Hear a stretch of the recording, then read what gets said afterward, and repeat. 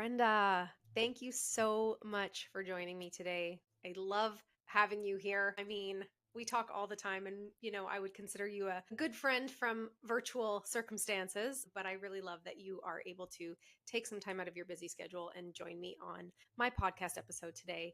Why don't we start with how you ended up here? How did you end up in the health coaching space? Yeah, and thank you so much, Michelle, for having me. I'm really excited to just dive deep into all the conversations with you. And that is a great question. The reason I am here today is it stems all the way back from when I was a kid, basically. I was thinking about this earlier in the week. I have a very distinct memory. It was me sitting in the car. I was so young that I was with a friend and her mom was driving us around New York City. And while she was doing like a little fashion course at FIT, I sat in the car and I was reading a biology book for fun. Just for fun. Couldn't even drive, wasn't on my curriculum at school. I was just that interested in science and basically what the body did underneath the surface and all of the bells and whistles that go on and intricacies there. So from the very beginning, I have always been interested in science, in the body, but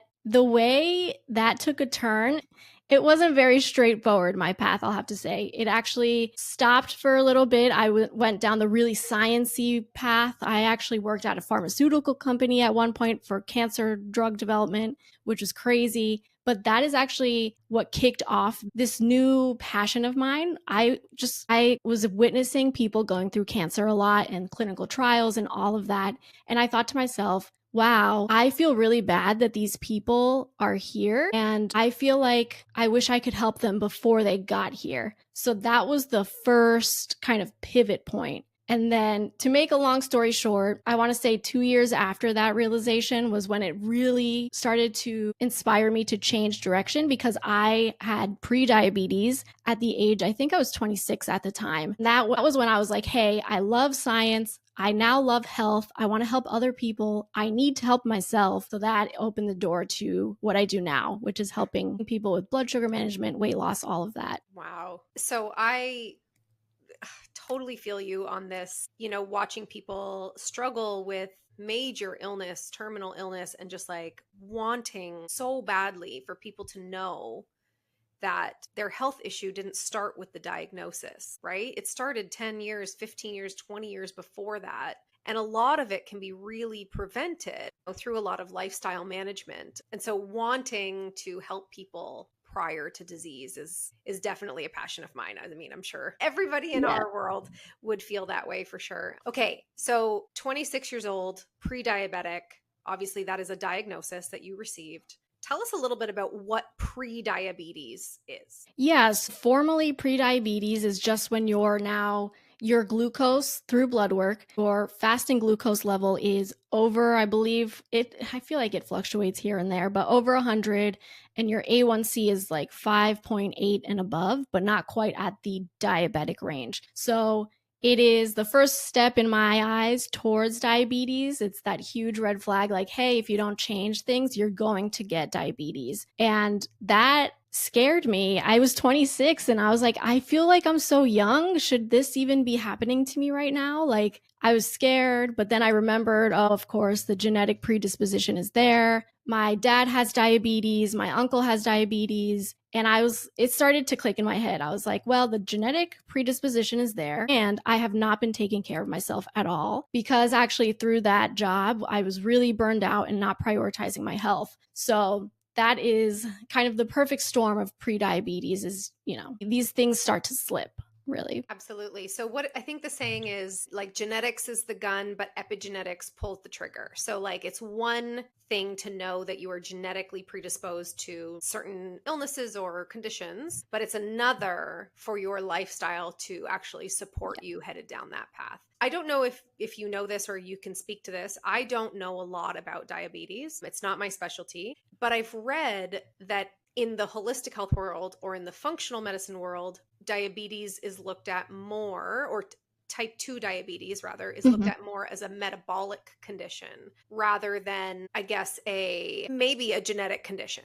Like you're not just like inevitably falling into that. Can you speak to that Yes. at all? Oh yeah, definitely. And that's such a good point. Michelle, with the whole like metabolic piece of it. And I think that's what's actually missing in the conversation these days is that everybody is so quick to say, oh, diabetes, pre-diabetes, high blood sugar, you're eating too many carbs, you're eating too many sweets. Everybody always says like, oh, it's what you eat or you're not exercising enough. And totally agree. People usually don't think about the genetics until they're seeing it in their face like I was. But that is what needs to change, is that fundamentally, yes, like on paper, this is a blood sugar issue. Like the numbers are elevated. Those are the signs doctors look for. But under the surface, there's so much going on metabolically that people don't realize contributes to this chronic disease state. And everybody's focused on giving out advice like cut out carbs, cut out sweets. And of course, we do that to an extent to stay healthy. Nobody's talking about the hormonal imbalances that are going on.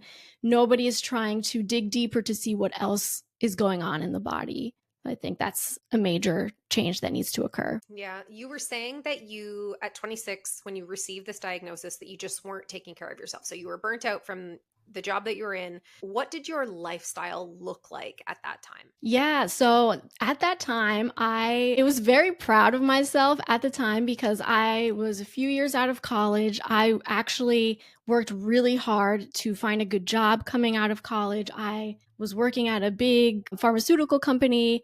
I was working a pretty advanced role. I actually made it to associate director before I ended up leaving. So I was like climbing the ladder as much as I could. And what I didn't really focus on is the first thing that comes to mind. I'd skip meals all the time. I was so tired because I was trying so hard that I would wake up late. So I'd skip breakfast. I would go to work. I'd be like, you know what? I'll just grab something there. Sometimes that didn't even happen. And then it would be lunchtime and I was like, oh, I need to go to the gym. I was lucky there was actually a gym on the like work campus. So I was like, oh, I need to go to the gym though. Like lunch hour is my gym time. So I'm going to go to the gym and then I'll pick up lunch after I go to the gym. So I'd go to the cafeteria, basically do one of the grab and go options, which I'm sure you can guess was not that good. It was probably not enough calories for everything I was doing. And I'd eat it at my desk really quickly while working or like while on a call,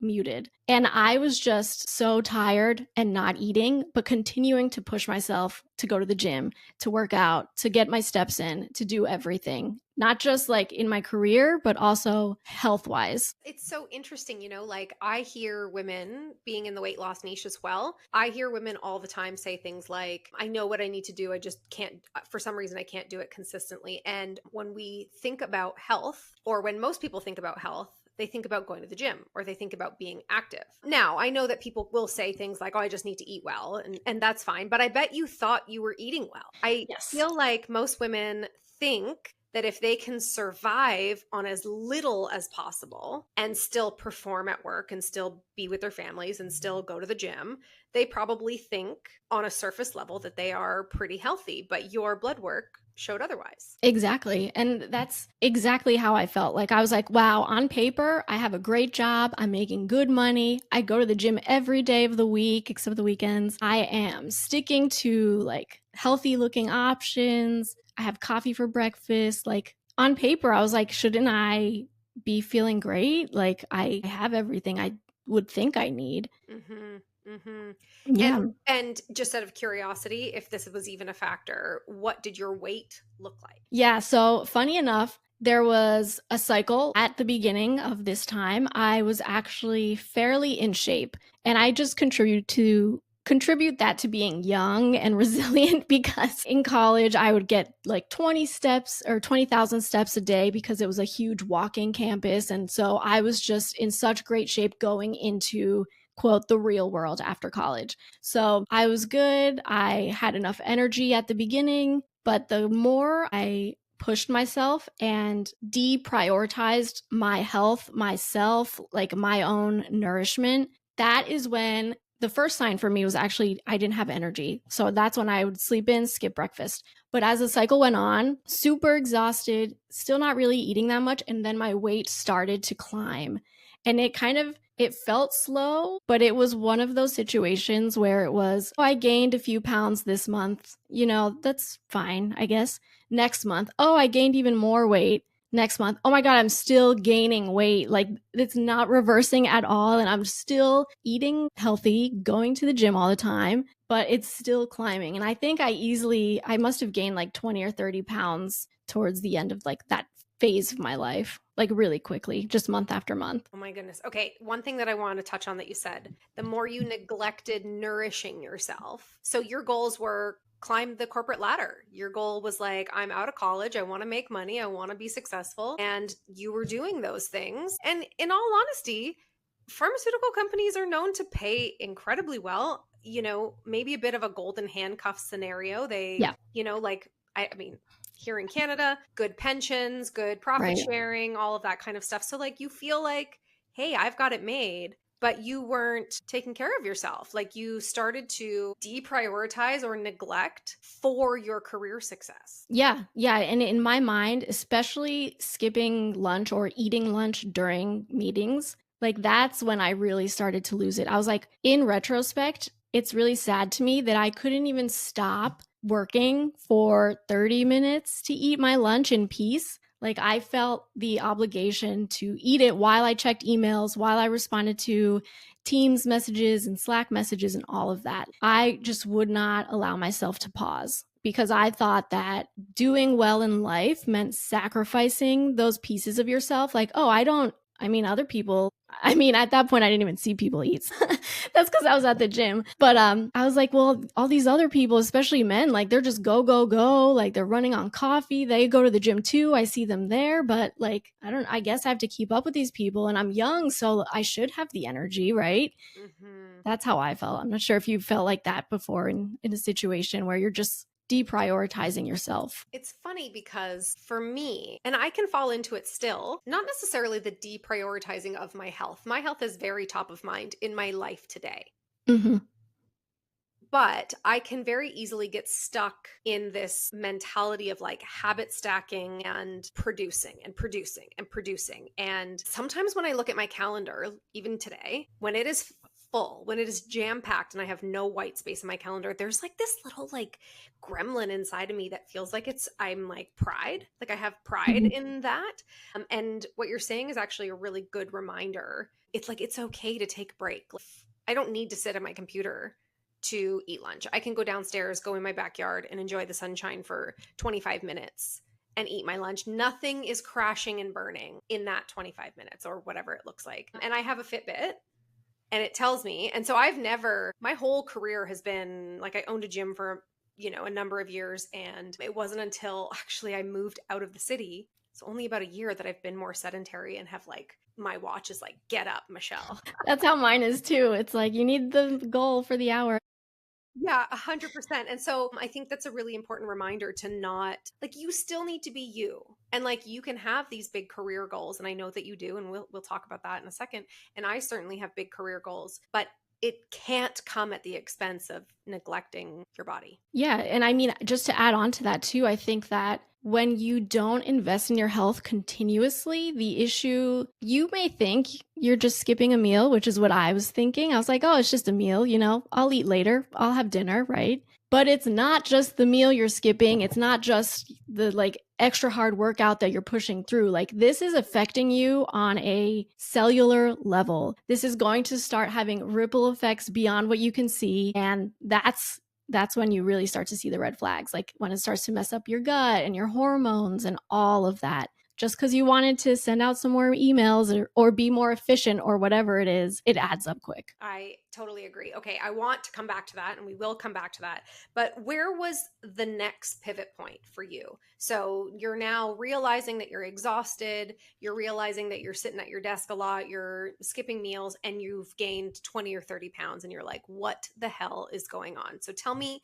what happens next. Yeah, so I came to the point where, yes, I felt bad, like I had low energy, I didn't have the motivation to do things, but also my confidence was tanking. I wanted to hide. I remember, I still have this actually, just as a reminder in my closet, but there's this black poncho that I would wear to the office because I had to cover myself up in any way I could. I was like, whatever is black and huge, I'm wearing that to the office. So confidence spiraling down, down, down. I remember I actually moved on from this job because the pressures were simply too much. I found that, long story short, I was in a position where moving up in the company meant having a lifestyle I didn't want to have. I wouldn't have the time to prioritize my health, which at this point I was like, wow, I really need to do that. And I wouldn't have family time. I wouldn't be able to just have fun with life. It would have been work, work, work. And I was like, I need to stop that before I become too dependent on that type of lifestyle. So I left that job.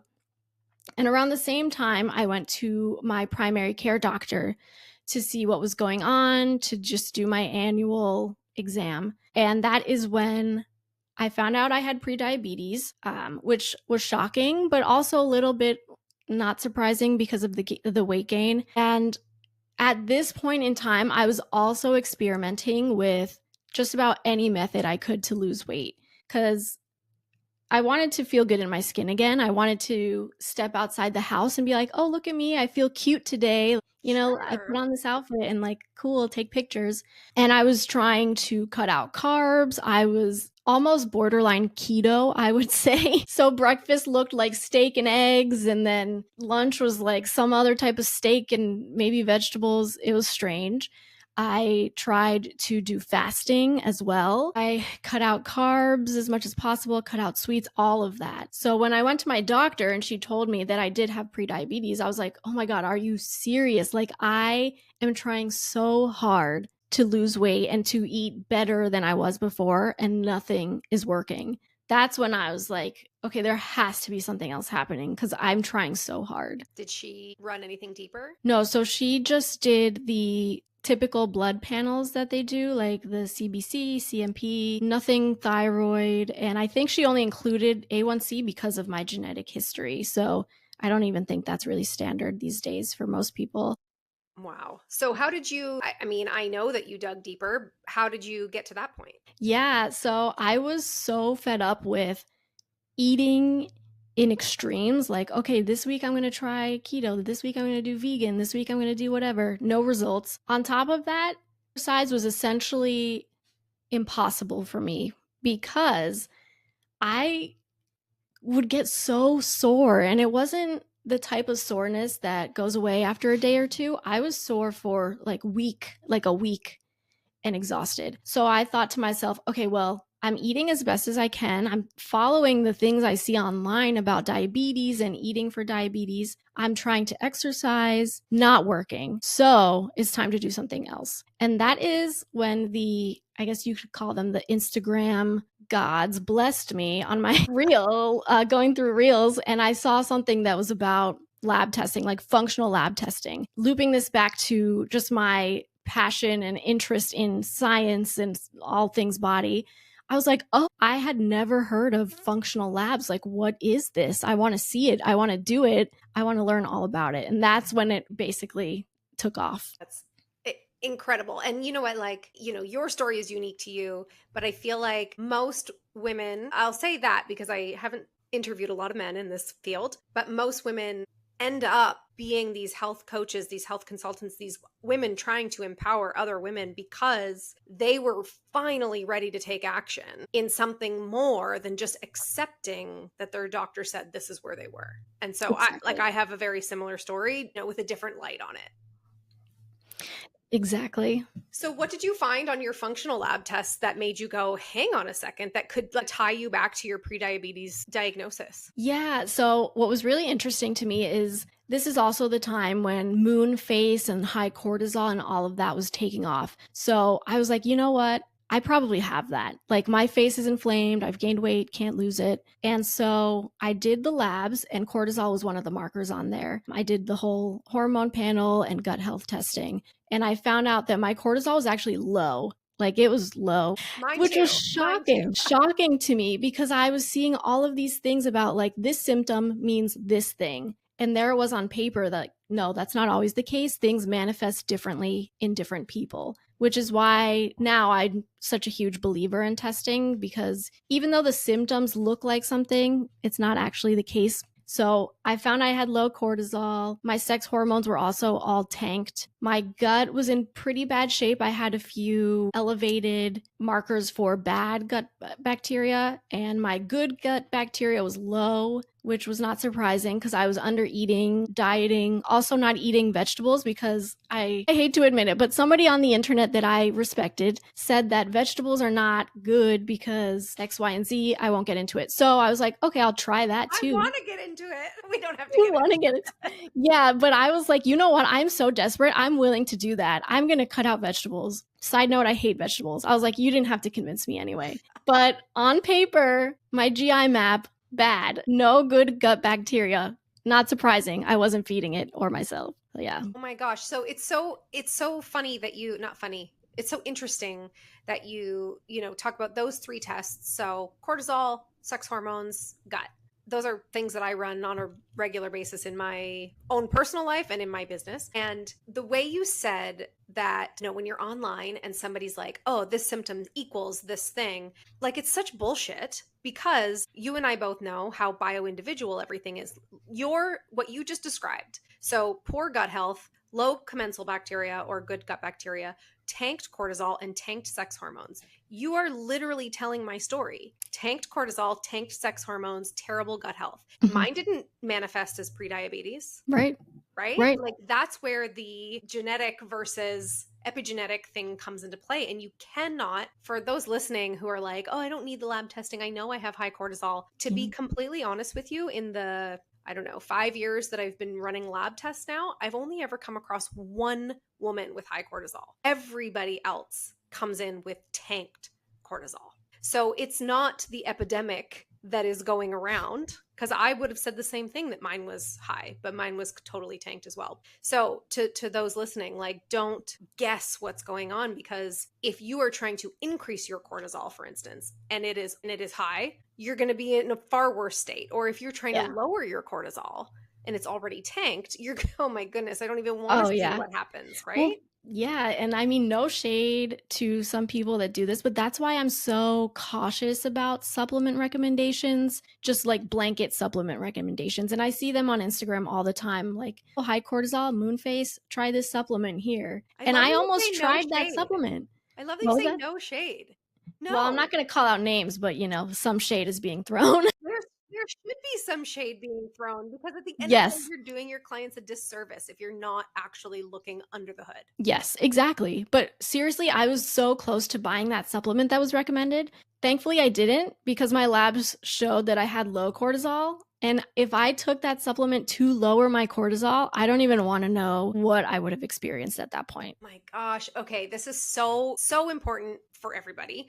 But for your niche, pre-diabetes, weight loss, even I feel like somebody, like, I know you speak to women who are pre-diabetic, but women or people who are diabetic can benefit from this as well. Yes. Like, I do believe that most metabolic conditions or autoimmune conditions, or however you want to say it, can be reversed or can go into remission, however you want to say it, or can significantly improve despite having that diagnosis on your chart. Yes, exactly. So you started to address gut health, you started to address hormone health, yes, etc. And what happened with your pre-diabetes markers? Yeah, so the next year when I went in, I actually it was totally gone. It was all reversed.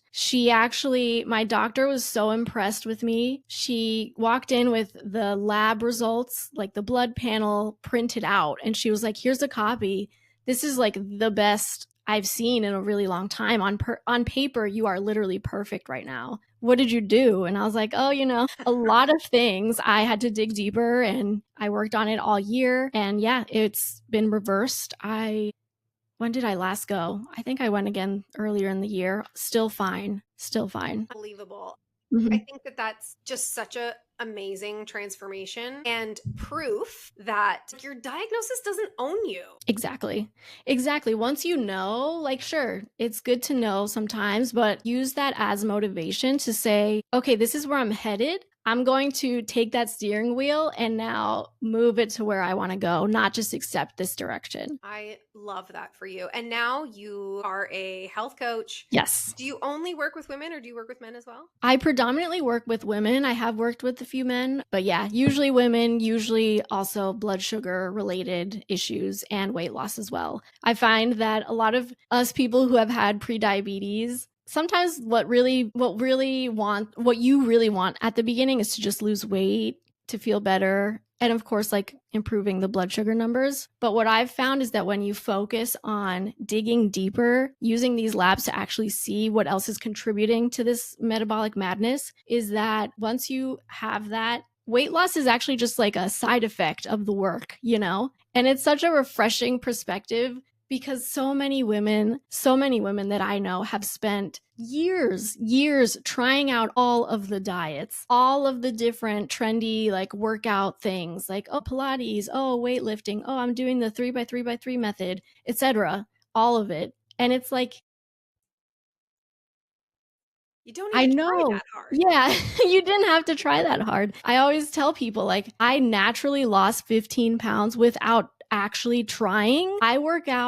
Ironically, I work out less now than I did when I was, 20, 30 pounds overweight because I've learned about everything else that can contribute to this. Yes, yes, yes. I try to preach that to all of my clients too. Like, if you are weight loss resistant, meaning you feel like you're doing everything right but it's just not coming off, that's a symptom of a deeper issue. So let's find the deeper issue. Mm-hmm. And just watch this thing just melt away. And the exact same thing, excuse me, the exact same thing happened with me through my health journey. I put on like 20 or 25 pounds in a couple of months. And I was somebody, like I said, I owned a gym for 13 years. Like, I was working out all the time. I was like the cleanest eater. That was my entire life. For this to happen to me, I was like, what the hell is happening? And my doctor, you're fine on paper. You're just stressed. And I'm like, shut up. That's not right. Anyway, and so yeah, it's this like really beautiful side effect, and you don't actually have to try that hard. And what's funny now is that like I maintain a very lean figure all year round. I have a toddler.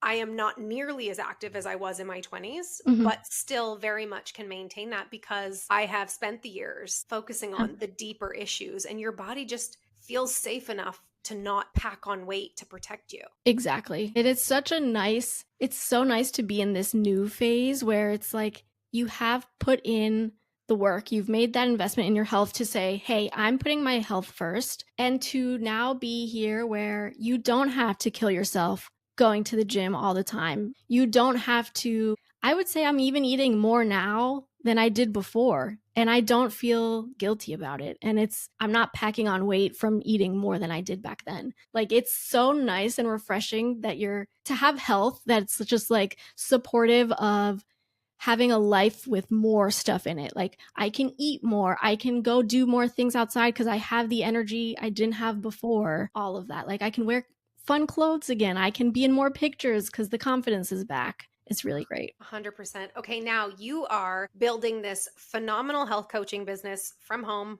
I love all the things that you're doing, and I love all the things that you're talking about.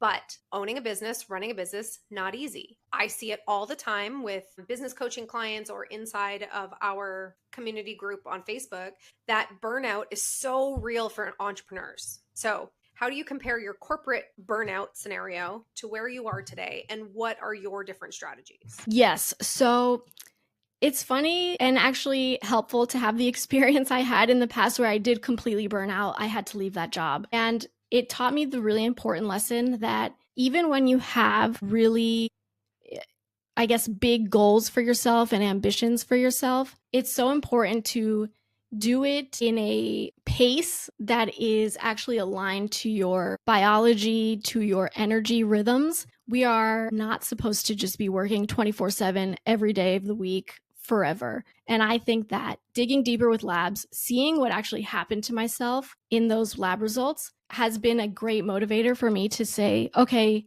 hey, time to chill out a little. You've been working a long day today. Time to stop and set boundaries. Setting boundaries is huge, huge, huge. Yeah. At night, well, once the workday is over, I shut my laptop. As much as I want to keep going, it's the end. I have to transition to now it's the nighttime. I have my relaxing activities, my little nighttime ritual. I need to unwind.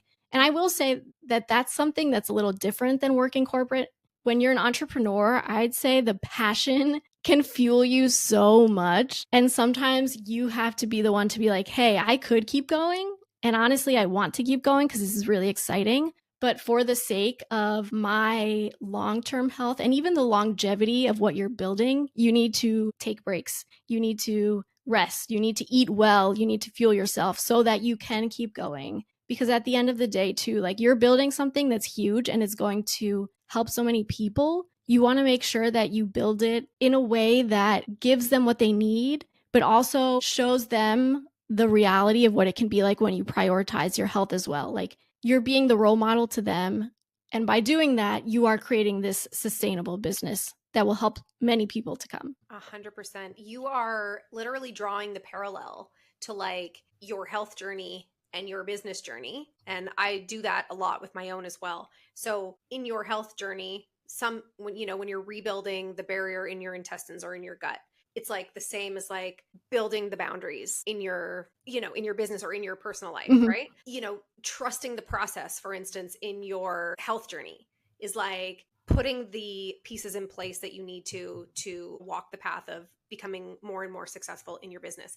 I feel like they literally go hand in hand. Oh, yeah, exactly. And it's funny you say that because I never thought of it, but it's literally the same thing. Like you're doing one step at a time, same way you would with your health. Like we're focusing on gut first, and then we're going to move on to this. We're not going to blow out, like feel overwhelmed with everything you have to do all at once. Right. It's like Yeah. real strategic pieces, putting them in place. And, every step you take forward is like a little bit more confidence, Yes, right? A little exactly. bit more, oh, I know what I'm doing. Every time you take a sales call, it gets better. Every time you, see a new marker that's improving, it's like you're like, I'm in this because I see the changes. Like the snowball effect is just the momentum is building ultimately. Yes, the momentum. That's incredible. And I love to hear that. And it was actually something Evan, Evan, Yeah, yeah. and I talked about just like who you have to become, or so on a health journey, who you inevitably become from start to finish. So Mhm. even your demeanor in this video has changed when you were talking about yourself as a corporate employee, Mhm. and you're like, I would wear the baggiest, clothes. It had to be black. I wanted to hide, Yeah. to like literally sitting here in a tank top with this huge smile on your face because you had to step into somebody that this person needed to be. You know what I Yes. mean? Like Brenda needed to be. And the same thing goes for your business journey. You have to Yeah. step into that person. You have to go like, I've had enough of, whatever garbage is behind you, and step into the next person. Exactly. And just have the trust in yourself too to be like, I know I have it in me to do this and to take this next step forward. Yeah. Because it's hard. If we're going to talk to like, to your ideal client, it's not easy to do the things to become the healthy person because you've probably got 30 or more years of, unhealthy Yeah. habits to break. Yeah. And sometimes it's easier to just continue doing the same thing because that's what's familiar to you. That's what you're used to. That's the habit you've built. But I think what you said is so true where there comes a point where, and I say this in personal life too all the time, like there comes a point where if something is bothering you, you have to decide, is this something I'm going to keep or is this something that's going to change? Because I really believe that if you're not going to make the change, you better stop complaining about it. That's just my kind of motto. Like, oh, I don't like this. Am I going to do something about it or am I going to accept it and just stop complaining? And I hit that point, and I think we all do at some point where it's like, no, I'm not going to accept this. I don't like how it makes me feel. I don't like this version of myself. Period. Next chapter. Like that is closed, and I'm deciding to make the change because I am not accepting that and I'm ready to move forward. But that is when the change comes in, which is scary. But your desire and your, what's the word I want to say? Your desire and like your faith in yourself and like your own potential, I think is what helps you overcome the scary changes that you have to implement to become that next version of yourself. I agree. I agree. I feel like I could go in a million different directions. You said so many things there that I could like just pounce on. But one thing that I say often is the way you do one thing is the way you do everything. And so I'm thinking about, the woman who wants to lose weight, the woman who might be pre-diabetic, the woman who is like, I need to make this change. This is uncomfortable. I don't like this version of me. What has stopped them from making the changes in the past? And is it the same thing that's going to stop them from making the changes in the future? And I'm curious to know, if you were speaking to that woman, if it was me, if I was sitting here being like, I'm in terrible shape. I need to get to where you're going to take me. What is like the piece of advice that you would want to say? Maybe you wouldn't say it directly to them, but like, what would you want to say to them that would be like, this is going to be your next powerful move? Yeah, the first thing that comes to my mind is really just that the reason I will actually, putting aside why you may not be able to implement those changes in the past, I think that it is important to say, starting today, like, forget everything in the past, because I'm not going to waste emotional energy on that. Like, I'm here to invest in the future of myself. So what I would say is that, all it takes is one day, starting one day with one habit. You don't have to change your whole life overnight to get to where you want to be. And in fact, doing things slowly but consistently is what's going to build back your confidence in yourself and in the kind of like the self-love, like self-trust aspect of you. Because the more you do, even just one habit, like let's say you're going to walk after your lunch. That's the only thing you're working on right now. The more you do that, the more you show up for yourself, the more confident you will feel that you can continue showing up for yourself. So give it a few weeks, and then you're going to be like, you know what? I've been doing this for myself. That is awesome. Like, I have been really taking care of myself. Why not add in another little habit? And maybe the next habit is you add in another serving of vegetables. And then you do that consistently, and you're like, oh my God, I've spent like the past few months eating better. I'm walking more. Like, go me. And that just continues fueling the cycle of like, wow, I feel really good about myself. I'm taking care of myself. I want to keep doing it. And that builds the momentum. I 100% agree. I loved that answer. You said one word a number of times throughout this episode: invest. And I just want to reiterate to women out there who are scared, are feeling like it's not going to work, feeling like you've tried everything, investing in yourself with action is so important. And sometimes, and a lot of times, that means investing in yourself with money. Yes. There is, and some people might not agree with that. And some people, I've seen it online where people are like, you shouldn't charge for your services. People shouldn't have to pay extra for healthcare and all of that. And I get it, but there is a serious motivation factor when you put money on the table. For me in particular, I'm a businesswoman. I'm an entrepreneur. It can drive me. If somebody were to give me something for free, I would be far less invested in terms of time than if it came with a big price tag. That's how I've been too. And so when I was going through my health journey, I remember sitting down with, he was my boyfriend at the time, my husband now, and being like, shit, this is going to cost me a lot of money. Like, I'm starting to understand the steps that I need to take, and it's going to cost me a lot of money, but I'm dedicated to it. And that's the choice I'm making. And he was like, okay, I'm 100% behind you. So my advice to people is not only invest in these small habit forming, trusting the process and like really diving in, but you kind of pay to play. Like, if you want the results and if you want to feel that dedication and you are ready to take action and move forward, then I really highly suggest you get on board with somebody that aligns with you. But I don't let money be the barrier, because it's going to be the thing that drives you. Yeah. And to add on to that too, like, if you are at a place where you feel like you don't want to invest yourself, I would almost ask you to dive deeper and ask, why do I feel like I'm not worthy of spending money?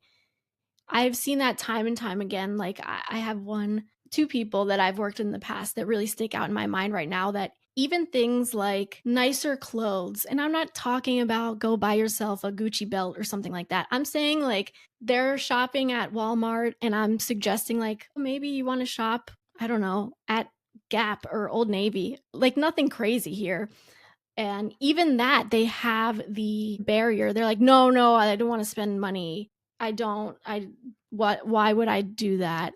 And it's like, I think there's something deeper going on when you feel that hesitation, because I don't know, maybe it's just me, or maybe you can relate, Michelle, but it's like when you invest in yourself, you're like saying to yourself, I believe in you. I believe in what you will do with this investment. Yes. Yes. No, I 100% relate to you on that. And I do see it all the time. And I would say that more often than not, I see women, they second guess the cost of anything Hmm. because what goes through their head first is, okay, but what about my kids? What about Hmm. my husband? Right. I should figure out this first. Like they are so used to putting their needs last that, when it comes to this kind of thing, it's a behavior that they have created. And yeah, I would definitely say that like you need to dig deeper and wonder why you're not worthy of spending that money, finding that money um to make it happen, because at the end of the day, that $5,000 in your bank account, but you don't have the energy to play with your kids, the $5,000 in your bank account, or however much, it costs to do some sort of program that you want to do, but in a few years you're diagnosed with something that can't be reversed. Like Right. like really, what are we talking about here? Exactly. So I think you're right. I think diving deeper into why you feel like you're not worth it is a big key here. For sure. Thank you for coming on today. Where can people find you to work with you or just to get to know you? Yeah, so I am most active over on Instagram, and my handle is at hopefully holistic. Or if you search Brenda Krohg, that may also come up. I was lucky that marrying my husband gave me Krohg as a last name, which has helped me be more findable because it's such a weird last name. But that is where you can find me. Amazing. I will make sure that that information is in the show notes. I know that you also have a podcast, and I will make sure that that is in the show notes as well, so people can go find you over there as well. Great. Awesome. Thank you so much, Michelle. Thank you.